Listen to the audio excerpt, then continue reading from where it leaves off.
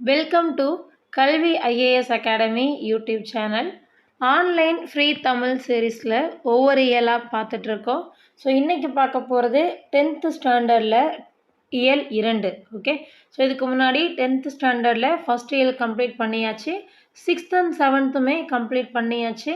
இயல் by இயலாக detailed எக்ஸ்ப்ளனேஷனோடு இருக்கும். உங்களுக்கு வேணும் அப்படின்னா ரெஃபர் பண்ணணும்னு நினச்சிங்கன்னா கல்வி ஐஏஎஸ் அகாடமியோட பிளேலிஸ்ட்டில் கொஞ்சம் செக் பண்ணி பாருங்கள். தென் அது மட்டும் இல்லை, 11th ஸ்டாண்டர்டையும் ஷார்ட்ஸ் ஏரியாவில் கொஞ்சம் கொஞ்சமாக முக்கியமானதை கவர் பண்ணி போட்டுட்ருக்கோம். அதுவும் வேணும்னா ரெஃபர் பண்ணி பார்த்துக்கலாம். ஸோ இன்றைக்கான கிளாஸ் பார்க்கலாம். உயிரின் ஓசை. ஸோ ஃபஸ்ட் ஒன் பார்த்தீங்கன்னா, கேட்கிறதா என் குரல் அப்படின்னு சொல்லி ஒரு உரைநடை கொடுத்துருப்பாங்க. இந்த உரைநடை முக்கியமானது. இதில் இருந்து தான் நிறைய கொட்டேஷன்ஸ் முக்கியமான கொட்டேஷன்ஸ் கேட்குறாங்க. ஸோ இதையும் ஸ்கிப் பண்ணாமல் பார்க்குறீங்கன்னா ரொம்பவே நல்ல விஷயந்தான். இதில் எல்லாம் படிக்கணுமா? தேவை கிடையாது. மார்க் பண்ணதை மட்டும் படிங்க போதும். தொல்காப்பியர் என்ன சொல்கிறாரு? உலகம் அப்படிங்கிறது 50 பூதங்களால் ஆனதுன்னு சொல்கிறாரு. அது இங்கே இருக்குது. ஸோ உலகத்தை 50 பூதங்களால் ஆனதுன்னு சொல்லி சொன்னவர் யார் அப்படின்னா தொல்காப்பியர். 50 பூதங்கள் அப்படின்னா நீர், நிலம், நெருப்பு, காற்று, ஆகாயம், இந்த 5 தான் 50 பூதங்கள்னு சொல்லுவோம். நோட் பண்ணி வச்சுக்கோங்க. அண்ட் தென் ஔவையார் பாருங்க, பிற்கால ஔவையார் அவங்களுடைய குரலில் வாயுதாரணை அப்படிங்கிற அதிகாரத்தில் காற்றை பற்றி பேசியிருக்கிறாங்க. வாயு வழக்கம் அறிந்து செறிந்தடங்கில் ஆயுள் பெருக்கம் உண்டாம் சொன்னவங்க ஔவையார். ஔவையார் வாயுதாரணை. ஓகே, ஸோ ஔவையார், அவை பாட்டி, வாயுதாரணை. காத்து மாதிரி எல்லா பக்கமும் நம்ம அவங்கள பற்றின விஷயங்களை கேட்டுக்கிட்டே இருப்போம். ஔவையார் வாயுதாரணை ஞாபகம் வச்சுக்கோங்க. தென் அடுத்தது பாருங்க, கிழக்கு அப்படின்னா குணக்குன்னு அர்த்தம். இது பொறுத்துக மாதிரியான ஏரியாஸில் கேட்கலாம். கிழக்குனா குணக்கு, மேற்கு அப்படின்னா குடக்குன்னு அர்த்தம், வடக்கு அப்படின்னா வாடைன்னு அர்த்தம். அதே மாதிரி தெற்குல இருந்து வீசுகிற காற்றுக்கு தென்றல் காற்றுன்னு ஒரு பேர் இருக்குது. அதையும் பார்த்து வச்சுக்கோங்க. தெற்கு தென்றல் காற்று. ஸோ இந்த 4 திசைகளும் கொடுத்துருக்காங்க இல்லையா, பொறுத்துக மாதிரியான ஏரியாஸில் இருக்கலாம், பார்த்து வச்சுக்கோங்க. அண்ட் தென் பாருங்கள், ஒரு பாடல் வரி, வண்டொடு புக்க மணவாய் தென்றல் சொன்னது எந்த நூல்னு பாருங்கள், சிலப்பதிகாரம். வண்டொடு புக்க மணவாய், கோவலன் கண்ணகியோட கதையை பற்றி சொல்கிறதா சிலப்பதிகாரம். ஸோ அவங்க திருமணமானவங்க. ஓகே, ஸோ மணவாய் தென்றல் பாருங்க. தென் அடுத்தது பாருங்க, பத்மகிரிநாதர் தென்றல் விடுத்தூது. அதில் இருந்து ஒரு சில விஷயங்கள் கொடுத்துருக்குறாங்க. நந்தமிழும் தன்பொருணை நன்னதியும் சேர்பெருப்பீர் செந்தமிழின் பின்னுதித்த தென்றலை அப்படின்னு சொல்லி பாட்டு பாடுறது இந்த சிற்றிலக்கியத்தில் இருக்குது. அதே மாதிரி நதியில் விளையாடி கொடியில் தலை சீவி நடந்த இளம் தென்றலை, இதுவும் இருக்குது. இது பாடல் வரிகளாகவும் இருக்கும், கேள்விப்பட்டிருப்பீங்க. இது எல்லாம் இடம்பெற்ற நூல் பத்மகிரிநாதருடைய தென்றல் விடு தூது தான். இந்த நெக்ஸ்ட் ஒன் பாருங்க, நளி இரு முன்னீர் நாவாய் ஓட்டி. ஓகே, ஸோ இது முக்கியமான வரி. இந்த முன்னீர் நாவாய் ஓட்டி இது எந்த பாடல் அப்படின்னு பார்த்தீங்கன்னா புறநானூறு. ஸோ இந்த பாட்டை பாருங்க, நளியிரு முன்னீர் நாவாய் ஓட்டி வழிதொழில் ஆண்ட உறவோன் மருக களியியல் யானை கரிகால் வளவ. இந்த வரிகள் இடம்பெற்ற பாடல் புறநானூறு. ஸோ ஷார்ட்கட்டில் எப்படி ஞாபகம் வைக்கலாம்? வீட்டுக்கு புறத்தே தான் நாவாய் ஓடும். ஓகே, புறத்தே தான் நாவாய் ஓடும் அப்படின்னு ஞாபகம் வச்சுக்கோங்க. அண்ட் தென் தெரியுமா பாக்ஸ் இருக்குது. ஹிப்பாலஸ் பருவக்காற்று ஜியாகிரஃபியில் படிச்சிருப்பீங்க. முதல் நூற்றாண்டில் ஹிப்பாலஸ் அப்படிங்கிற பெயர் கொண்ட கிரேக்க மாலுமி பருவக்காற்றோட உதவியினால் நடுக்கடல் வழியாக முசிறி துறைமுகத்திற்கு நேரே விரைவில் பயணம் செய்யும் புதிய வழியை கண்டுபிடிச்சிருக்கிறாரு. ஸோ அப்போ இருந்து தான் ஹிப்பாலஸ் பருவக்காற்றுங்கிற பேர் வழங்கி வந்திருக்கு. தென் அதே மாதிரி இங்கே இன்னொரு பாடல் வரி கொடுத்துருக்காங்க பாருங்கள். இதுவும் ரொம்ப ரொம்ப முக்கியமான ஒன்று. வலிமிகின் வலி இல்லை, ரொம்ப முக்கியம். இது இடம்பெற்ற நூல் புறநானூறு.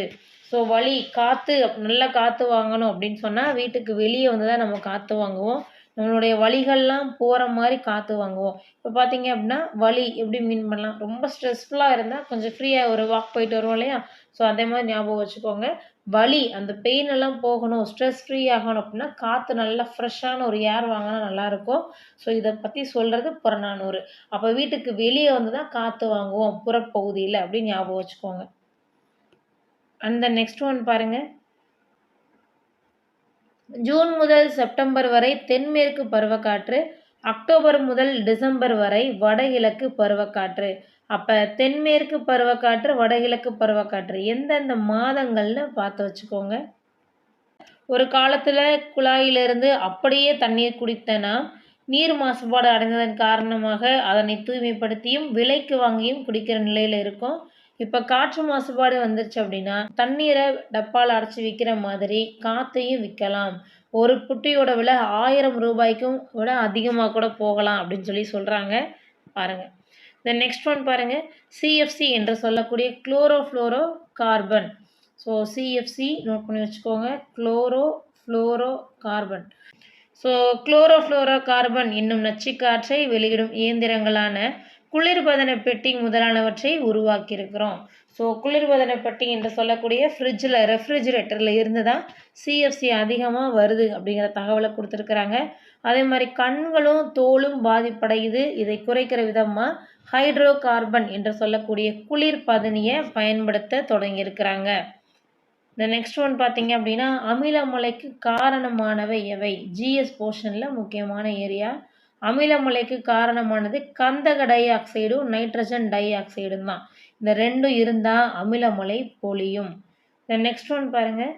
இந்தியாவில் பார்த்தீங்கன்னா மிகுந்த உயிரிழப்பை தரக்கூடிய காரணங்களில் காற்று மாசுபாடு 5வது இடத்துல இருக்குது. காற்று மாசுபட்டுச்சுன்னா குழந்தைகளுடைய மூளை வளர்ச்சி குறைவாக இருக்கும் என்று ஐக்கிய நாடுகள் என்று சொல்லக்கூடிய UNICEF சிறுவர் நிதியம் தெரிவிச்சிருக்கிறாங்க. நெக்ஸ்ட் ஒரு பாக்ஸ் இருக்குது. குளோரோஃப்ளோரோ கார்பனுடைய ஒரு மூலக்கூறு 1,00,000 ஓசோன் மூலக்கூறுகளை சிதைச்சிரும். தென் அடுத்து பாருங்கள். காற்று உலக காற்று நாள் பார்த்து வச்சுக்கோங்க. ஜூன் 15. ஜூன் 15 தான் உலக காற்று நாள். தென் அடுத்தது பாருங்கள். தாய்லாந்து மன்னருடைய முடிசூட்டு விழாவில் எந்தெந்த பாடல்கள் பாடுறாங்க? திருவம்பாவை, திருப்பாவை. இதுவும் முக்கியமான ஒன்று, கேட்ட கொஷின் இது. திருவம்பாவை, திருப்பாவை பார்த்து வச்சுக்கோங்க. இந்த நெக்ஸ்ட் ஒன் பாருங்கள். காற்றே வா பாரதியார் எழுதியிருப்பார். ஸோ இந்த ஹோல் பாடலுமே படிக்கணுமா? தேவை கிடையாது, மார்க் பண்ணதை மட்டும் பார்த்துக்கலாம். மகரந்த தூளை சுமந்து கொண்டு மனத்தை மயிலுறுத்துகின்ற இனிய வாசனையுடன் வா. ஸோ மகரந்த தூளை சுமந்து கொண்டு வருவது எது அப்படின்னு கேட்டாங்கன்னா காற்று. இதை ஞாபகம் வச்சுக்கோங்க. ஸோ காற்றுல தான் மகரந்தத்தால் சுமந்துக்கிட்டு மகரந்த தூள் காற்றுல அப்படியே பறந்து வந்துட்டுருக்கு. தென் அதே மாதிரி உனக்கு பாட்டுகள் பாடுகிறோம், உனக்கு புகழ்ச்சிகள் கூறுகிறோம், உன்னை வழிபடுகிறோம் அப்படின்னு சொன்னவர் யாருன்னா பாரதியார். ஓகே. தென் சொல்லும் பொருளும் பாருங்கள். மயிலுறுத்து அப்படின்னா மயங்க செய்ன்னு அர்த்தம். பிராணரசம் அப்படின்னா உயிர் வழின்னு அர்த்தம். லயத்துடன் அப்படின்னா சீரான அப்படின்னு அர்த்தம். இந்த மூணையுமே மார்க் பண்ணி வச்சுக்கோங்க, பெட்டர். தென் இந்த பர்டிகுலர் திங்கில் முக்கியமானது என்னென்னா நூல்வழி. மகாகவி சுப்பிரமணிய பாரதியாருக்கு நீடுதுயில் நீக்க பாடி வந்த நிலா சிந்துக்கு தந்தை அப்படின்னு சொல்லிலாம் பாராட்டியிருப்பாங்க. அப்படி பாராட்டினவர் யார் அப்படின்னு பார்த்தீங்கன்னா பாரதிதாசன் தான். நோட் பண்ணி வச்சுக்கோங்க. அதே மாதிரி எட்டயபுர ஏந்தல் அப்படின்னு யாருன்னு கேட்டால் பாரதியார், முக்கியமானது. அதே மாதிரி பாருங்கள். கேலி சித்திரம், கருத்து படம் போன்றவற்றை உருவாக்கியவர். இது ரொம்ப முக்கியமான கேள்வி. பாரதியார் முதல்ல எந்த இதழில் கேலி சித்திரத்தை கொண்டு வந்தார் அப்படின்னு பார்த்தீங்கன்னா இந்தியா. ஸோ அந்த இதழோட பேர் ரொம்ப முக்கியம். இந்தியா அப்படிங்கிறது ஒரு இதழோட பெயர். தென் அடுத்தது பாருங்கள். இவருடைய நூல்கள் கொடுத்துருக்குறாங்க. குயில் பாட்டு, பாஞ்சாலி சபதம் முதலிய காவியங்களையும், கண்ணன் பாட்டு, பாப்பா பாட்டு, புதிய ஆத்திச்சூடி இந்த எக்ஸாமில் கேட்டது. என குழந்தைகளுக்கான நீதிகளையும் பாடல்களையும் தந்திருக்கிறாரு. இந்தியா சுதேசமித்திரன் முதலான இதழ்களில் ஆசிரியராக பணியாற்றியிருக்கிறாரு. பாட்டுக்கொரு புலவன் பாரதி அப்படிங்கிற பட்டத்தையும் வாங்கினவர் பாரதியார் தான். ஸோ ஒன்ஸ் அகைன் பாருங்கள். நீடுதுயில் நீக்க பாடி வந்த நிலா, சிந்துக்கு தந்தை, கேலி சித்திரம், எட்டயபுர ஏந்தல், புதிய ஆத்திச்சூடி, கண்ணன் பாட்டு, பாப்பா பாட்டு, குயில் பாட்டு, பாஞ்சாலி சபதம், அட்லாஸ்ட் பாட்டுக்கு ஒரு புலவன் பாரதி. இது வரைக்கும் நீங்கள் ஞாபகம் வச்சுருக்கணும். அடுத்து தெரிந்து தெளிவும் பாக்ஸ் கொடுத்துருக்குறாங்க. உரைநடையும் கவிதையும் இணைத்து யாப்புக்கட்டுக்குள் அப்பாற்பட்டு உருவாக்கப்படும் கவிதை. யாப்புக்கட்டுக்குள் அப்பாற்பட்டு உருவாக்கப்படும் கவிதை வசன கவிதை எனப்படும். ஆங்கிலத்தில் ப்ரோஸ் போயட்ரின்னு சொல்லுவோம், அல்லது ஃப்ரீ வேர்ஸ் அப்படின்னு சொல்லுவோம். இதன் அடுத்து கற்பவை கற்ற பெண்ணில் பாடல் வரிகள் கொடுத்துருக்குறாங்க. திக்குகள் எட்டும் சிதறி தத்த தீம் தரிகிட தீம் தரிகிட தீம் தரிகிட தீம் தரிகிட பக்க மலைகள் உடைந்து வெள்ளம். இந்த பாடலை எழுதினவர் யாருன்னு பார்த்தீங்கன்னா பாரதியார். எக்ஸாம் பாயிண்ட் ஆஃப் வியூவில் எப்படி ஞாபகம் வைக்கலாம், இந்த தீம் தரிகிட இந்த மாதிரி ஸ்ருதி போட்டு தாளம் போட்டு பாடுறவர் பாரதியார். ஸோ நெக்ஸ்ட் ஒன் பாருங்கள், முல்லைப்பாட்டு. முல்லைப்பாட்டை எழுதிய ஆசிரியரின் பெயர் நப்பூதனார். ஓகே, ஸோ இது கொஞ்சம் முக்கியமான ஒன்று. இதை எப்படி ஞாபகம் வச்சுக்கலாம் அப்படின்னா இதுக்கு ஒரு ஷார்ட்கட் இருக்குது பாருங்கள். முல்லை அப்படின்னா முல்லை பூவை குறிக்கும் பூ. ஓகே, நப்பூ பூ வருதா, ஸோ முல்லைப்பூ நல்ல பூ அப்படிங்கிற மாதிரி ஞாபகம் வச்சுக்கலாம். முல்லைப்பாட்டின் ஆசிரியர் நப்பூதனார். ஸோ அந்த முல்லைப்பாட்டு அப்படிங்கிறது ஒரு சங்க இலக்கிய பாடல். இது ரொம்பவே குறிப்பிடத்தக்க ஒன்று. பாடலுடைய வரிகள் இதுதான் கேட்பாங்க, ஃபுல்லாக இடையில கேட்குறதுக்கான வாய்ப்புகள்லாம் கிடையாது. ஸோ இதுதான் முக்கியமானது, இதை பார்த்து வச்சுக்கோங்க. சிறு தாம்பு தொடுத்த பசலை கன்றின் நன்னர் நன்மொழி கேட்டனம். இந்த ரெண்டு தான் கேட்குறதா இருந்தால் கொடுத்து கேட்கக்கூடிய விஷயங்கள். இது கொடுத்தாங்கன்னா முல்லைப்பாட்டு அப்படின்னு உங்களுக்கு தெரியணும். சிறு தாம்பு, இது சிறு காம்பு அப்படின்னு ஞாபகம் வச்சுக்கோங்க. முல்லைப்பூவில் காம்பு சிறுசாக இருக்கும் அப்படிங்கிற மாதிரி ஞாபகம் வச்சுக்கோங்க. சிறுதாம்பு. சிறுதாம்பு தொடுத்தனா பூ தொடுப்பாங்களே, அந்த மாதிரி ஞாபகம் வச்சுக்கிட்டிங்கன்னா ஈஸியாக இருக்கும். தென் அடுத்து சொல்லும் பொருளும். இதில் பாருங்கள், இதில் என்னென்ன ரொம்ப முக்கியம் அப்படிங்கிறத பார்க்கலாம். முதல் ஒன்று நேமி, ரொம்ப முக்கியம். இதை படிச்சுக்கிட்டிங்கன்னா போதும். நேமி. நேமி அப்படின்னா சக்கரம் அப்படின்னு அர்த்தம். அதே மாதிரி அடுத்தது கோடு. கோடுனா மலை. இப்போ மலை வரையணும்னு சொன்னால் நம்ம என்ன பண்ணுவோம், இந்த மாதிரி கோடு கோடாக தானே போடுவோம். ஸோ இப்போ மலை அப்படின்னா கோடு அப்படின்னு ஞாபகம் வச்சுக்கோங்க. நெக்ஸ்ட் சுவல். சுவல்னா தோல், இதை கொஞ்சம் பார்த்து வச்சுக்கோங்க. விருச்சி, நற்சொல், இதை மட்டும் பார்த்துக்கிட்டிங்கன்னா போதும். இதுதான் ரொம்ப முக்கியமானது. தென் அடுத்தது பாருங்கள், இந்த பர்டிகுலர் திங்கோட இலக்கண குறிப்பு ரொம்ப முக்கியம். ஸோ இலக்கண குறிப்புகள் இதில் டைரெக்டான கொஷின்ஸே கேட்கறதுக்கான வாய்ப்புகள் இருக்குது. மூதூர் பண்பு தொகை. முதுமை கூட்டல் ஊர் அப்படின்னு சொல்லி பிரிப்போம் மூதூரை. ஸோ யூஸ்வலி மை விகுதி வந்துச்சு அப்படின்னு சொன்னால் அது பண்பு தொகை அப்படின்னு படிச்சிருப்போம், ஞாபகம் வச்சுக்கோங்க. உறுதுயர் 3 காலத்திற்குமே வர்ற மாதிரி வரும். ஸோ அப்படி வந்துச்சு அப்படின்னா அது வினைத்தொகைன்னு சொல்லுவாங்க. ஸோ உறுதுயர் வினைத்தொகை. கை தொழுது, இந்த இடத்துல பார்த்தீங்கன்னா நம்ம ஒரு வார்த்தையை சேர்த்தோம்னா தான் பொருள் நமக்கு புரியும். ஆள் அப்படிங்கிற வார்த்தையை சேர்க்கணும். கை ஆள் தொழுது. ஓகே, ஸோ எப்படி நம்ம தொழுகிறோம், கையால் தானே தொழுகிறோம். ஸோ கை ஆள் தொழுது. வேற்றுமை உறவுகள் அப்படின்னு பார்த்தீங்கன்னா ஐ, ஆள், கு, இன், அது, கண் அப்படின்னு சொல்லி இருக்கும். இதில் ஆள் அப்படிங்கிறது 3ஆவதாக வரக்கூடிய வேற்றுமை உருவு. ஸோ அப்போ அது 3ஆம் வேற்றுமை தொகை அப்படின்னு சொல்லி பொருள் கொடுக்கும். வேற்றுமை உருவுகள் படிக்கும்போது இன்னும் நல்லாவே டீட்டெயில்டாக பார்க்கலாம். தென் தடக்கை. தடக்கை அப்படிங்கிறது உரிச்சொல் தொடர், இதை பார்த்து வச்சுக்கோங்க. ஸோ இதெல்லாம் முக்கியமான ஒன்று. தென் விருச்சின்னா என்னன்னு பார்க்கலாம். ஏதாவது ஒரு செயலை செய்கிறதுக்கு முன்னாடி நல்லதா கெட்டதா, இல்லை நல்லதா முடியுமா கெட்டதா முடியுமா அப்படிங்கிற டவுட் எல்லாருக்குமே வரும்.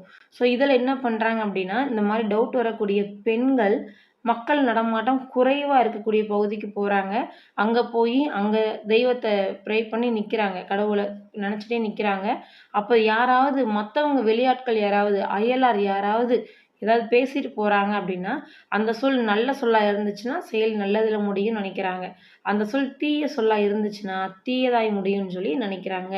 இப்போவும் நிறைய கிராமங்களில் இந்த மாதிரி விஷயங்கள் வழக்கத்தில் தான் இருக்குது.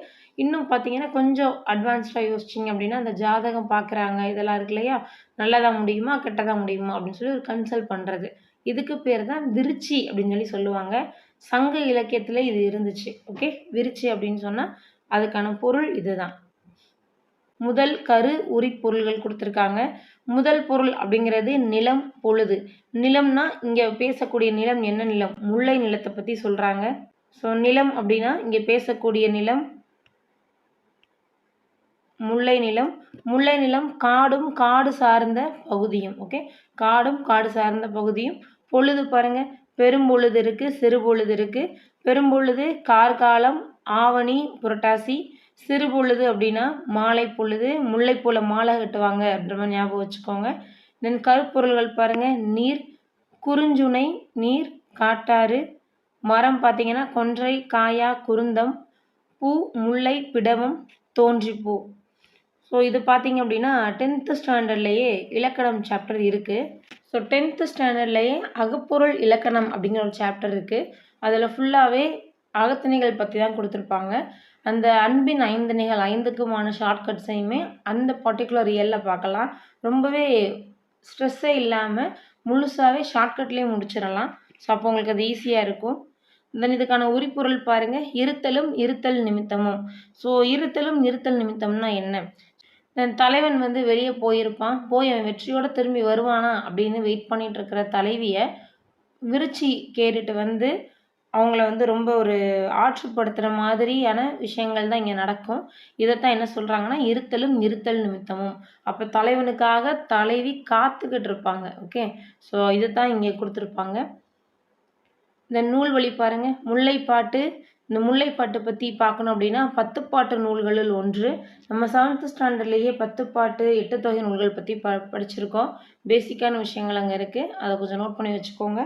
முல்லைப்பாட்டுங்கிறது 10 பாட்டு நூல்களில் ஒன்று. இதில் 103 அடிகள் தான் இருக்கும். அதுக்கு அடுத்த லைன் நமக்கு தேவை கிடையாது. தென் முல்லைப்பாட்டு பாருங்கள், ஆசிரியப்பாவால் இயற்றப்பட்டது. முல்லை நிலத்தை பற்றி இங்கே பாடப்பட்டிருப்பாங்க. தென் அதே மாதிரி 10 பாட்டில் குறைந்த அடிகளை உடைய நூல் எதுன்னு பார்த்தீங்கன்னா அது முல்லைப்பாட்டு தான். காவிரி பூம்பட்டினத்து பொன்மணிகனார் மகனார் நப்பூதனார் எழுதுனது தான் இது. ஓகே, ஸோ இந்த பர்டிகுலர் நூல் வழியை எப்படி ஷார்ட்கட்டில் ஞாபகம் வைக்கலாம் அப்படின்னு பார்க்கலாம். ஸோ முல்லைப்பாட்டு, முல்லைப்பூ. ஸ்கூல்லலாம் பார்த்தீங்கன்னா ஆசிரியர் இருப்பாங்க, டீச்சர் வந்து தலையில் பூ வச்சுட்டு வருவாங்க. ஸோ அவங்க வைக்கிற பூ முல்லைப்பூ அப்படிங்கிற மாதிரி ஞாபகம் வச்சுக்கோங்க. ஆசிரியர் தலையில் எப்போவுமே முல்லைப்பூ இருக்கும். முல்லைப்பூவோட விலை ரொம்ப குறைவு தான் அப்படின்னு ஞாபகம் வச்சுக்கோங்க. தென் அதே மாதிரி இந்த காவிரி பூம்பட்டினத்து பொன்மணிகனார் மகனார் நப்பூதனார், பூம்பட்டினத்து பூ. ஸோ பூ பூ அப்படின்ற மாதிரி வந்திருக்கும். இதுதான் ஷார்ட்கட்ஸு, இதை கொஞ்சம் ஞாபகம் வச்சுக்கோங்க. நெக்ஸ்ட் இலக்கண ஏரியா பார்க்கலாம். தொகைநிலை தொடர்கள். ஸோ இது ரொம்ப முக்கியமான ஒரு இலக்கண பகுதி, ஈஸியாகவும் இருக்கும். தொகைநிலை எத்தனை வகைப்படும் முதல்ல தெரிஞ்சுக்கோங்க. தொகைநிலை 6 வகைப்படும். தொகைநிலை 6 வகைப்படும். தென் இங்கே சொற்றொடர்னா என்னென்னு கொடுத்துருக்காங்க பாருங்கள். சொற்கள் பல தொடர்ந்து நின்று பொருள் தருவது சொற்றொடர் அல்லது தொடர் எனப்படும். நீர் பருகினான், வெண்சங்கு ஊதினான். இது சொற்கள் தொடர்ந்து நிற்குது, பொருளும் கொடுக்குது. ஸோ தொடர்ந்து நிற்கணும், பொருளும் கொடுக்கணும். அப்படி இருந்துச்சுன்னா அதுதான் சொற்றொடர். அடுத்து தொகைநிலை தொடர் பாருங்கள். பெயர் சொல்லோடு வினை சொல்லும், பெயர் சொல்லும் சேரும் தொடரின் இடையில் வேற்றுமை உருபுகளோ வினை பண்பு முதலியவற்றின் உருபுகளோ தொக்கி. தொக்கி அப்படின்னா மறைந்துன்னு அர்த்தம். இது ரொம்ப முக்கியமானது.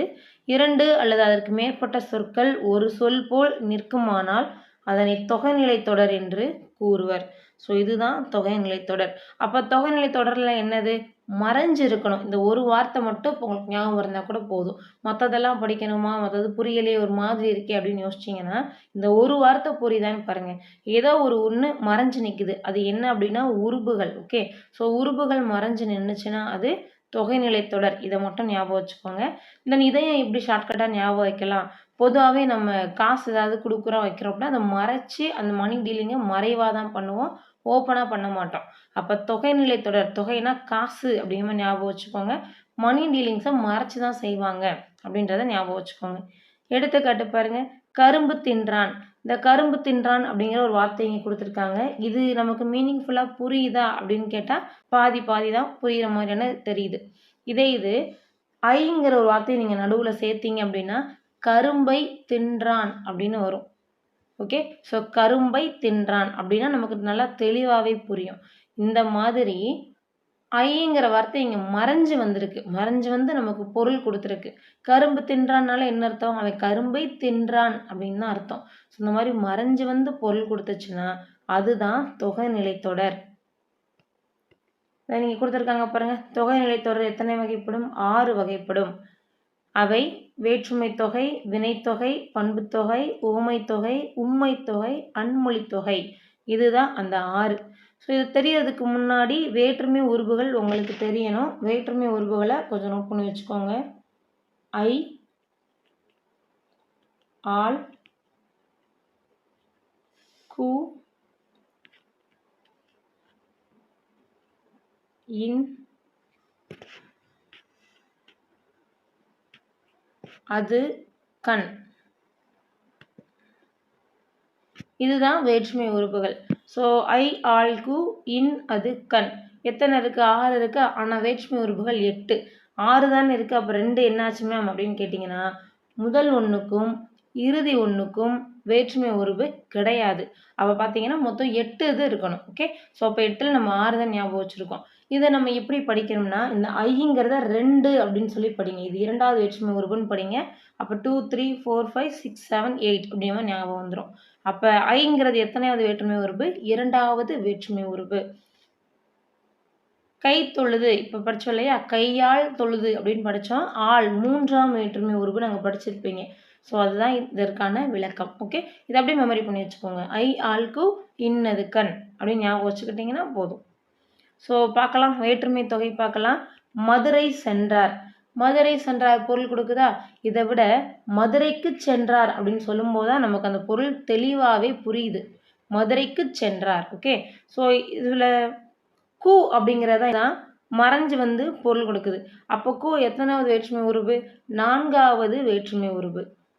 ஸோ இப்போ பாருங்கள், ஒரு தொடரில் வேற்றுமை உறுப்புகள் இங்கே கொடுத்துருக்காங்க பார்த்தீங்களா? ஐயால், கு, இன்னது, கண் ஆகியவற்றுள் ஒன்று மறைந்து வந்து பொருள் உணர்த்துவது வேற்றுமை தொகை. அப்போ என்ன அர்த்தம்? இந்த வேற்றுமை உறுப்புகளில் ஏதாவது ஒரு வேற்றுமை உறுப்பு மறைஞ்சு வந்து பொருள் கொடுக்கணும். அப்படி மறைஞ்சு வந்துச்சுனாலே அது வேற்றுமை தொகை தான்.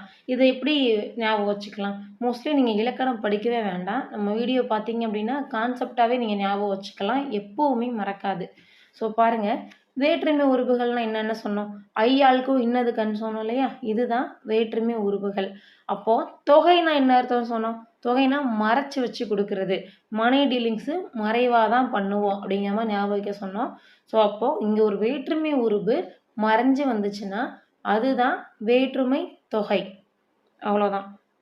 அடுத்தது பாருங்கள், உருபும் பயனும் உடன் தொக்க தொகை. இதில் பாருங்கள், தேர்ப்பாகன் அப்படிங்கிற வார்த்தை எடுத்துக்கிடுவோம். தேர்ப்பாகன் புரியுதா? புரியல. இது தேரை ஓட்டும் பாகன் அப்படின்னு விரிச்சு எழுதும்போது நமக்கு புரியுது. இதில் என்னென்ன வருது? தேரை அப்படின்னு சொல்லும்போதே இந்த ரை எற்கூட்டல் ஐன்னு பிரிப்போம். அப்போ ஐ அப்படிங்கிற வேற்றுமை உருவு மறைஞ்சு வருது. அதே மாதிரி ஓட்டும் அப்படிங்கிற பொருளை உடைய பயணம். ஓட்டும்னு என்னது? ஓட்டுதல். ஓகே, அந்த பர்டிகுலர் சென்டென்ஸோட பயனே இதுதான். தேர்ப்பாகனா தேரை ஓட்டக்கூடிய ஒரு பாகன், அதை தான் வந்து தேர்ப்பாகன்னு சொல்கிறோம். அப்போ ஓட்டுங்கிறது என்னது? அங்கே கொடுத்துருக்கிற பயன். இது ரெண்டும் மறைஞ்சு வந்ததுனால இது உருபும் பயனும் உடன் தொக்க தொகை. எப்படி ஞாபகம் வைக்கலாம்? தொகைனா மறைஞ்சு வந்திருக்கணும். எஸ், இங்கே ஐ அப்படிங்கிறதும் ஓட்டுங்கிறதும் மறைஞ்சு வந்திருக்குது, அதனால இது தொகை. உருபுனா என்னது? வேற்றுமை உருவு படித்தோம் இல்லையா? அந்த 6க்குள்ளே ஏதாவது ஒன்று மறைஞ்சு வந்திருக்கணும். இங்கே என்ன மறைஞ்சு வந்திருக்கு? ஐ மறைஞ்சு வந்திருக்கு. பயன்னா என்னது? இந்த பர்டிகுலர் உருவோட பயன் என்னது? ஓட்டுறது, தேரை ஓட்டுறது. ஸோ அப்போ ஓட்டுதல் அப்படிங்கிறதும் மறைஞ்சு வந்திருக்குது. இந்த மாதிரி உருவும் பயனும் ஒன்றா உடன் தொக்கனா ரெண்டும் ஒன்றாவே சேர்ந்து மறைஞ்சு வருது அப்படின்னா அதுக்கு பேர் தான் உருவும் பயனும் உடன் தொக்க தொகை. ஸோ புரிஞ்சிருக்கும்னு நினைக்கிறேன். உருவும் பயனும் உடன் தொக்க தொகை. ஓகே, இன்னொரு எடுத்துக்காட்டு பாருங்கள், தமிழ் தொண்டு. இது எப்படி பண்ணலாம்? தமிழுக்கு செய்யும் தொண்டு அப்படிங்கிறது தான் உள்ளுக்குள்ளே மறைஞ்சு வந்திருக்கிற ஒன்று. அப்போ தமிழுக்கு ஐ, ஆல், கு. கு அப்படிங்கிறது 4ஆம் வேற்றுமை உருவா. அப்போ 4ஆம் வேற்றுமை உருவும் தமிழுக்கு செய்யும்னா என்னது? செய்யும்னா பயன் அர்த்தம். இந்த பர்டிகுலர் உருவோட பயன் அதுதான் தமிழுக்கு செய்யும் தொண்டு. இதெல்லாம் உங்களுக்கு ஆட்டோமேட்டிக்காகவே ஞாபகம் வந்துடும். ஸோ இதெல்லாம் சேர்க்கும்போது அது 4ஆம் வேற்றுமை உருவு அப்படின்னு சொல்லி மாறுது. அடுத்தது பாருங்கள், வினைத்தொகை பாருங்கள். காலம் காட்டும் இடைநிலையும் பெயரச்ச விகுதியும் மறைந்து நிற்க வினைப்பகுதியை தொடர்ந்து ஒரு பெயர் வந்து ஒரு சொல்லை போல் நடப்பது வினைத்தொகை எனப்படும். காலம் கறந்த பெயரெச்சமே வினைத்தொகையாகும். ஸோ இது என்ன ஒரு வித்தியாசமா இருக்கு, புரிஞ்சுக்க முடியலையே, இல்ல ரொம்ப டிஃபிகல்ட்டா இருக்கேன்னு யோசிச்சீங்கன்னா, இந்த டெஃபினிஷனே உங்களுக்கு வேணாம். இந்த டெஃபினிஷனையே விட்டுருங்க. அப்புறம் எப்படி ஞாபகம் வைக்கலாம்? பாருங்க, வினைத்தொகை. வினைனா என்னது? இங்கிலீஷ்ல வெர்புன்னு சொல்லுவோம். 3 காலத்துக்குமே பொருள் குடுக்குற மாரி வரணும்.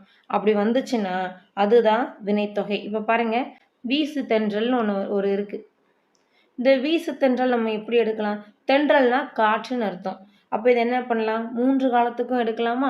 பிரசன்ட் டென்ஸா எடுக்கலாம், பாஸ்ட்டா எடுக்கலாம், ஃபியூச்சரா எடுக்கலாம். பிரசன்ட் டென்ஸ்ல எப்படி சொல்லலாம்? இப்ப நடக்கிற ஒரு விஷயத்த தான் நம்ம பிரசன்ட் டென்ஸ்ல சொல்லுவோம். அப்ப வீசுகின்ற காற்றுன்னு சொல்லலாமா? எப்படி காத்தடிச்சிட்டு இருக்குன்னு பாரு அப்படின்னு நம்ம சொல்லுவோம்.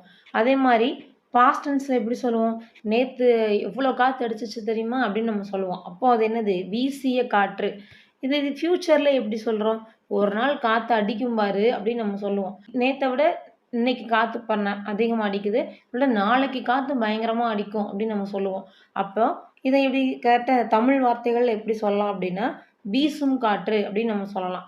அப்ப வீசுகின்ற காற்று, வீசிய காற்று, வீசும் காற்று 3க்குமே பொருள் கொடுக்குது. இதே மாதிரி கொள்களிறு இதை எப்படி எடுக்கலாம்? இதையும் கொன்ற களிறு, கொள்கின்ற களிறு, கொள்ளும் களிறு அப்படின்னு எடுக்கலாம். பாருங்க, இது பிரசன்ட் டென்ஸுக்கு என்ன சொல்லலாம்? கொள்கின்ற களிறு. களிறுனா யானைன்னு அர்த்தம். யானை கொண்டுட்டு இருக்கு, கொள்கின்ற களிறு. இது பாஸ்ட் டென்ஸுக்கு கொன்ற களிறு, யானை கொன்றுச்சு. ஃபியூச்சருக்கு என்ன சொல்லலாம்? கொல்லும் களிறு அப்படின்னு சொல்லலாம். அப்ப 3 இதுக்குமே பொருள் கொடுக்குற மாதிரி இருக்கு இல்லையா? இந்த மாதிரி நிகழ்காலத்துக்கு, இறந்த காலத்துக்கு, வருங்காலத்துக்கு 3க்குமே பொருள் கொடுத்துச்சுன்னா அதுதான் வினைத்தொகை. ஓகே. ஸோ இப்போ இந்த டெஃபினிஷனை பாருங்க, நம்ம பார்த்த விஷயம்தான் அப்படியே இங்கே கொடுத்துருப்பாங்க. 3 காலத்துக்குமே பொருந்துற மாதிரி இருக்கு பாருங்க. வீசிய காற்று, வீசுகின்ற காற்று, வீசும் காற்று, அதே மாதிரி கொன்ற களிறு, கொள்கின்ற களிறு, கொல்லும் களிறு. அப்போ 3 காலத்துக்குமே வந்துச்சுன்னா அது என்னது? அதுதான் வினைத்தொகை. அடுத்து பண்புத்தொகை பாருங்க. நிறம், வடிவம், சுவை, அளவு முதலியனவற்றை உணர்த்தும் பண்பு பெயருக்கும் அது தழுவி நிற்கும் பெயர் சொல்லுக்கும் இடையில் மை என்னும் பண்பு விகுதி ஆகிய ஆன என்னும் பண்பு உருபுகள் மறைந்து வருவது பண்புத்தொகை. இப்ப பாருங்க, செங்காந்தல் என்ன சொல்லலாம்? செம்மையாகிய காந்தல், மை விகுதி வருதா? அதே மாதிரி வட்டத்தொட்டி, வட்டமான தொட்டி, அதோட வடிவத்தை இங்க குறிக்குது. இன்மொழி, இனிமையான மொழி. அப்போ மை விகுதி வரணும், இன்னொன்று பண்பு, நிறம், குணம் இது எதையாவது மீன் பண்ணி வரணும். அப்படி வந்துச்சுன்னா அது பண்புத்தொகை. நற்பெயர் அப்படின்னு இருக்கு. அப்போ இது எப்படி பிரிக்கலாம்? நன்மை கூட்டல் பெயர்னு பிரிக்கலாம். அப்போ மை விகுதி மறைஞ்சு வருது. ஓகே. ஸோ அதே மாதிரி பாருங்க, பசும் வயல் அப்படின்னு எடுத்துக்கிறோம். பசும் வயல் அப்படின்னா பசுமையான வயல்னு அர்த்தம். அதுலேயும் மை விகுதி மறைஞ்சு வந்திருக்கு. ஸோ இந்த மாதிரி வர்றதுதான் பண்புத்தொகை. அடுத்தது பாருங்க, இரு பெயரொட்டு பண்புத்தொகை. 2 பெயர் ஒட்டி போய் வரணும், அதான் இரு பெயரொட்டு பண்புத்தொகை. இங்க பாருங்க, சிறப்பு பெயரும் பொது பெயரும் வரணும். ஆகிய அப்படிங்கிற பண்பு உருபு அங்க தொக்கி நிக்கணும். எடுத்துக்காட்டு பாருங்க, மார்கழி திங்கள், சாரை பாம்பு. இதுல என்ன சொல்றாங்க? மார்கழி அப்படிங்கிறது ஒரு மாதத்தின் பெயர். திங்கள்லாம் மாதம்னு அர்த்தம். இது என்ன மாதம்? மார்கழி மாதம் அப்படின்னு சொல்லுவாங்க இல்லையா? எத்தனையோ மாதங்கள் இருந்தாலும் அதில் மார்கழியை பற்றி சிறப்பாக பேசுகிறாங்க. அப்படி சொல்கிறதுனால தான் இந்த இடத்துல மார்கழி திங்கள்ங்கிறது வருது. அதே மாதிரி எத்தனையோ பாம்புகள் இருந்தாலும் அதில் சாரை பாம்பை பற்றி சொல்கிறாங்க. சாரைங்கிறது பாம்போட ஒரு இனம், ஒரு பெயர். ஸோ அப்போ சாரைங்கிறது ஒரு பெயர், பாம்புங்கிறது ஒரு பெயர். இந்த 2 பெயரும் ஒன்றா ஒட்டி போய் வர்றது தான் பண்புத்தொகை. இருபெயரொட்டு பண்புத்தொகை. ஓகே. இந்த எடுத்துக்காட்டை மட்டும் ஞாபகம் வச்சுக்கோங்க, போதுமானது. அடுத்து உவமை தொகை பாருங்க. உவமைக்கும் பொருளுக்கும் இடையில் உவம உருபு மறைந்து வருவது. ஸோ உவம உருபு மறைஞ்சு வந்துச்சுன்னா அதுதான் உவமை தொகை. ஸோ எடுத்துக்காட்டு பாருங்க, நம்ம ஆல்ரெடி 7th ஸ்டாண்டர்டில் உவமை தனியாக, உருவகம் தனியாக பார்த்துருக்கோம். அதை நீங்கள் பார்க்கல அப்படின்னா பிளேலிஸ்ட்டில் செக் பண்ணிக்கோங்க. இலக்கணம் தனியாகவே இருக்குது, அதை கொஞ்சம் பார்த்து ரெஃபர் பண்ணி வச்சுக்கோங்க, இன்னும் தெளிவாக கான்செப்ட் புரியும். ஸோ மலர் கை பாருங்கள், மலர் போன்ற கை. ஓகே. ஸோ மலர் அப்படிங்கிறது உவமை, கை அப்படிங்கிறது உவமேயம். இந்த 2க்கும் இடையில போன்ற அப்படிங்கக்கூடிய உவம உருபு மறைந்து வருது. உவம உருபு மறைஞ்சு வந்துச்சுனாலே அது தொகை அப்படின்னு படிச்சிருக்கோம்.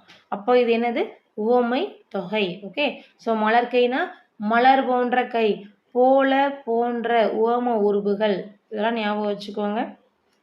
அந்த கிளாஸையும் ரெஃபர் பண்ணி பாருங்கள், நிறைய விஷயங்கள் இதில் இருக்கும். தென் உம்மை தொகை பாருங்கள். உம்மைனா என்ன? அப்படிங்கிற இடைச்சொல் நடுவில் வரணும். அப்படி வந்துச்சுன்னா அது உம்மை தொகை. ஸோ இப்போ இங்கே பாருங்கள், உம்மை தொகை எண்ணல், எடுத்தல், முகத்தல், நீட்டல் ஆகிய 4 அளவு பெயர்களை தொடர்ந்து வரும். இதை மார்க் பண்ணி வச்சுக்கோங்க. உம்மை தொகை 4 அளவு பெயர்களில் தொடர்ந்து வரக்கூடியது. தென் எடுத்துக்காட்டு பாருங்கள், ஈஸியாக புரியும். அண்ணன் தம்பி எப்படி சொல்லுவோம்? அண்ணனும் தம்பியும். தாய் செய் தாயும் சேயும். அப்போ அப்படிங்கிற ஓம உருபு உள்ள மறைஞ்சு வந்திருக்கு. தாய் செய் வந்தனர் அப்படின்னு சொன்னாங்கன்னா தாயும் சேயும் வந்தனர் அப்படின்னு அர்த்தம். அப்போ உம்முங்கிறது மறைஞ்சு வந்திருக்கு இல்லையா? இதுதான் உம்மை தொகை. அடுத்ததாக அன்மொழி தொகை. அன்மொழி தொகை பாருங்க. வேற்றுமை, வினை, பண்பு, உவமை, உம்மை ஆகிய தொகைநிலை தொடர்களில் உருபுகளும் அவை அல்லாத வேறு சொற்களும், ஸோ இது ரொம்ப முக்கியம், உருபுகளும் அவை அல்லாத வேறு சொற்களும் மறைந்து நின்று பொருள் கொடுத்துச்சுன்னா அதுதான் அன்மொழி தொகை. ஓகே. ஸோ இப்போ பாருங்க, இது வரைக்கும் பார்த்ததில் ஃபுல்லாக உருபுகள் வரும். அதே மாதிரி இருபெயரொட்டு பண்பு தொகை, உருவும் பயனும் உடன் தக்க தொகை எல்லாம் பார்த்தோம். இங்கே பார்த்தீங்கன்னா அன்மொழி தொகை. இதில் பாருங்க, சிவப்பு சட்டை பேசினார்னு ஒன்று இருக்கு. சிவப்பு சட்டை பேசினார், முறுக்கு மீசை வந்தார். உங்கள் வீட்டுக்கு ஒருத்தர் வர்றாரு, அவர் உங்கள் அப்பாவை தேடி வர்றாரு. இந்த சுச்சுவேஷனில் அப்பா வெளியே போயிருக்காரு, அம்மா வீட்டுக்குள்ளே கிச்சனில் ஏதோ பிஸியாக இருக்காங்கன்னு வச்சுப்போம். ஸோ இப்போ அவர் வந்து உங்கள்கிட்ட கேட்குறாரு, தம்பி அப்பா எங்கப்பா அப்படின்னு கேட்குறாரு. அப்பா வெளியே போயிருக்காரு, பிஸியாக இருக்காரு அங்கிள் அப்படின்னு நீங்கள் சொல்கிறீங்க. சரி ஓகேப்பா நான் வந்தேன்னு சொல்லியிருப்பான்னு சொல்லிட்டு போயிடுறாரு. இப்போ நீங்கள் உள்ள அம்மா கிட்ட சொல்ல வர்றீங்க, அவரோட பேரையும் நீங்கள் கேட்காம விட்டுட்டீங்க. இப்போ அம்மாட்ட வந்து சொல்கிறீங்க, அப்பாவை தேடி ஒருத்தர் வந்தாருமா அப்படிங்கிறீங்க. இப்போ அம்மா கேட்பாங்க, யாருப்பா அப்படின்னு கேட்குறாங்க. அப்போ என்ன சொல்லுவீங்க? பேரை கேட்கல. அப்போ நம்ம என்ன பண்ணுவோம்? அடுத்ததாக நம்ம வந்து அவருடைய ஃபீச்சரை வச்சு தான் டிஸ்கிரைப் பண்ண யோசிப்போம். எப்படி கருப்பாக இருந்தாரா, வெள்ளையாக இருந்தாரா, குட்டையாக இருந்தாரா அப்படிங்கிற மாதிரி யோசிப்போம். அதுவும் நமக்கு தெரியல, வந்திருந்தவர் ஒரு பஞ்சு மிட்டாய் கலரில் ஒரு சட்டையை போட்டு வந்திருக்காருன்னு வச்சுப்போம். இப்போ என்ன சொல்லுவோம்? அந்த சட்டையை தான் நம்ம உதாரணமாக காட்டுவோம். அந்த சட்டையை வச்சு தான் நம்ம பேசுவோம். அதே மாதிரி கிராமப்புறங்களில் பார்த்தீங்கன்னா ஒரு வழக்கமான ஒரு விஷயம் இருக்கும். பஞ்சாயத்து பண்ணுறவங்களாம் மீசெல்லாம் பெருசாக வச்சுருந்துருப்பாங்க. ஸோ அப்போ என்ன சொல்லுவாங்க அப்படின்னா, இந்த பெரிய மீசை அப்படின்ற மாதிரிலாம் பேசுவாங்க. மீசைக்காரர் பேசினார், கைத்தடி வச்சிருந்த தாத்தா, கம்பு வச்ச தாத்தா வந்தார், இந்த மாதிரியான விஷயங்களை நம்ம இங்கே சொல்லுவோம். அப்போது அந்த பஞ்சு மிட்டாய் கலர் சட்டை போட்டவர் வந்தார், இல்லை பெரிய மீசை வச்சவர் பேசினார் அப்படின்னா அந்த மீசை அங்கே பேசலை, அந்த சட்டை அங்கே வரலை. அதை போட்டிருந்தவங்க, அதை வச்சுருந்தவங்க தான் வந்திருக்காங்க, பேசியிருக்காங்க. ஸோ இதுக்கு பேர் தான் அன்மொழி தொகை. அந்த ட்ரெஸ்ஸை போட்டவங்க அவங்கள பற்றி சொல்ல போகிறோம், ஆனால் இந்த ட்ரெஸ்ஸை வச்சு சொல்ல போகிறோம். ஓகே. ஸோ அப்போ சிவப்பு சட்டை பேசினார்னா சிவப்பு சட்டை பேசலை, முறுக்கு மீசை வந்தார்னா முறுக்கு மீசை மட்டும் நடந்து வரலை, அதை போட்டவங்க அதை வச்சவங்க வந்திருக்காங்க, அவங்களுக்கு இது ஒரு ஐடென்டிட்டி மாதிரி மாறிடுச்சு, அவ்வளோதான். இதுக்கு பேர் தான் அன்மொழி தொகை. ரொம்பவே சூப்பரான ஒன்று, நிறையா தடவை எக்ஸாமில் கேட்ட ஒன்று. ஓகே. ஸோ அதனால தான் இவ்வளோ எக்ஸ்ப்ளனேஷனோடு கொடுத்துருக்கோம். இதை கொஞ்சம் பார்த்து வச்சுக்கோங்க. தென் அவ்வளோதான், இதோட இருக்கக்கூடிய எல்லா தொகை நிலைகளையும் நம்ம முடிச்சிட்டோம். தென் கற்பவை கற்ற பின் பாருங்கள். அன்பு செல்வன் திறன் பேசியின் தொடுதிரையில் படித்து கொண்டிருந்தார். ஓகே. ஸோ அப்போ அன்பு செல்வன் யார்? அன்பு செல்வன் தொடுதிரை 2 கொடுத்துருக்காங்க இல்லையா? ஸோ அன்பு செல்வன் அப்படிங்கிறது இருபெயரொட்டு பண்பு தொகை. ஸோ 2 பெயரும் சேர்ந்து வந்திருக்கும். செல்வன் அப்படின்னாலும் பெயர் தான், அன்பு 4 பெயர் தான். அப்போ அது இருபெயரொட்டு பண்பு தொகை. அதே மாதிரி தொடுதிரை பாருங்க, தொடுதிரை என்பது 3 காலத்துக்குமே வரும். ஸோ அப்படி வர்றதுனால இது என்னது? வினைத்தொகை. அதே மாதிரி மோர்பானை பாருங்க, மோரை உடைய பானைன்னு சொல்லலாமா? ஸோ மோர்பானை, மோரை உடைய பானை, மோரை, ஐ அப்படிங்கிற வார்த்தை 2ஆம் வேற்றுமை உருபு. அப்போ இது 2ஆம் வேற்றுமை உருபும் பயனும் உடன் தொகை. அடுத்து பாருங்க, மோர் கொடுக்கவும், இதை என்ன பண்ணலாம்? மோரை கொடுக்கவும் அப்படிங்கிற வார்த்தையை நமக்கு கொடுக்கும். ஸோ மோரை, ஐ அப்படிங்கிறது ஜஸ்ட் 2ஆம் வேற்றுமை தொகை, அவ்வளோதான். ஸோ அப்போ மோர்பானைக்கும் மோர் கொடுக்கவும் அப்படிங்கிறதுக்குமே டிஃப்ரெண்ட்டாக தெரியணும். மோர் பானை அப்படின்னா மோரை உடைய பானை, ஐயும் உடைய, இந்த 2 வார்த்தையும் ஐ ப்ளஸ் உடைய, இந்த 2ம் சேர்றதுனால இது இரண்டாம் வேற்றுமை உருபும் பயனும் உடன் தக்க தொகை. இது மோர் கொடுக்கவும், இதில் மோரை கொடுக்கவும் ஐ மட்டும்தான் வருது. அப்போ இது இரண்டாம் வேற்றுமை தொகை. அடுத்து பாருங்க, வெண்டைக்காய் பாருங்க, வெண்டைக்காய். இந்த வெண்டைக்காய்னா என்னது? வெண்டைன்றது ஒரு பெயர், காய்ன்றது ஒரு பெயர். அப்போ இது இரு பெயரொட்டு பண்பு தொகை. அதே மாதிரி மோர் குழம்பு பாருங்க, மோர் குழம்பு இதை என்ன சொல்லலாம்? மோரை உடைய குழம்பு மோர் குழம்பு. ஸோ மோரை உடைய ரெண்டுமே வருது. அப்போ இது மூன்றாம் வேற்றுமை உருவும் பயனும் உடன் தொக்க தொகை. அதே மாதிரி தங்க மீன்கள் பாருங்க, தங்கம் போன்ற மீன்கள் சொல்லலாமா? ஸோ மீன்கள் எப்படி இருந்துச்சு? தங்கம் மாதிரி இருக்கு. கோல்டு ஃபிஷ் சொல்லுவோம்ல, தங்கம் போன்ற மீன்கள். அப்போ போல போன்ற அப்படிங்கிறது உவம உருபு. அது இங்கே மறைஞ்சு வந்திருக்கிறதுனால இது உவமை தொகை. அதே மாதிரி தண்ணீர் தொட்டி பாருங்க, தண்ணீரை உடைய தொட்டி அப்படின்னு நம்ம சொல்லுவோம். அப்போ அங்கே இரண்டாம் வேற்றுமை உருவும் பயனும் தொக்கி நிற்குது. ஓகே, ஸோ இதெல்லாம் ரொம்ப முக்கியமான ஒன்று, பார்த்து வச்சுக்கோங்க. நான் திறனறிவும் பார்க்கலாம். உனக்கு பாட்டுகள் பாடுகிறோம், உனக்கு புகழ்ச்சிகள் கூறுகிறோம். பாரதியின் இவ்வடிகளில் இடம்பெற்றுள்ள நயங்கள் யாவை? பாருங்க, உனக்கு முதல் எழுத்து ஒன்று போய் வந்துச்சுன்னா மோனை, இரண்டாம் எழுத்து ஒன்றா வந்துச்சுன்னா எதுகை. அப்போ மோனை எதுகை வந்திருக்கு. ஒவ்வொரு ஆண்டும் ஜூன் 15 உலக காற்று நாளாக கொண்டாடி வருகிறோம். காற்றாலை மின் உற்பத்தியில் இந்தியாவில் தமிழகம் 2ஆம் இடம் என்பது எனக்கு பெருமையே. காற்றின் ஆற்றலை பயன்படுத்தி கடல் கடந்து வணிகம் செய்து அதில் வெற்றி கண்டவர்கள் தமிழர்கள். ஸோ இங்கே கொடுத்துருக்கிறதுல செய்தி 1ம் 3ம் சரி. தமிழகம் முதலிடத்துல இருக்கு, 2ஆம் இடம் கிடையாது. அதனால இது இங்கே தப்பு. பாடு இமில் பனிக்கடல் பருகி எனும் முல்லைப்பாட்டு அடி உணர்த்தும் அறிவியல் செய்தியாது. கடல் நீர் ஆவியாகி மேகமாகுதல். இதை பார்த்து வச்சுக்கோங்க, முக்கியமானது. அதே மாதிரி பாருங்க, பெரிய மீசை சிரித்தார். பெரிய மீசையுடைய நபர் சிரிச்சிருப்பாரு, அப்போ அது அன்மொழி தொகை. கொண்டல், கொண்டல்னா என்னது? கொண்டல்னா கிழக்குன்னு அர்த்தம். கொண்டல் அப்படின்னா கிழக்கு. கோடை, கோடை அப்படின்னா மேற்கு அப்படின்னு அர்த்தம். வாடைனா வடக்கு, தென்றல்னா தெற்கு. தென் கலைச்சொல் அறிவோம். ஸ்டார்ம் புயல், டொர்னாடோ சூறாவளி, டெம்பஸ்ட் பெருங்காற்று, லேண்ட் ப்ரீஸ் நிலக்காற்று, சீ ப்ரீஸ் கடல் காற்று, வேர்ல்வென் சுழல் காற்று.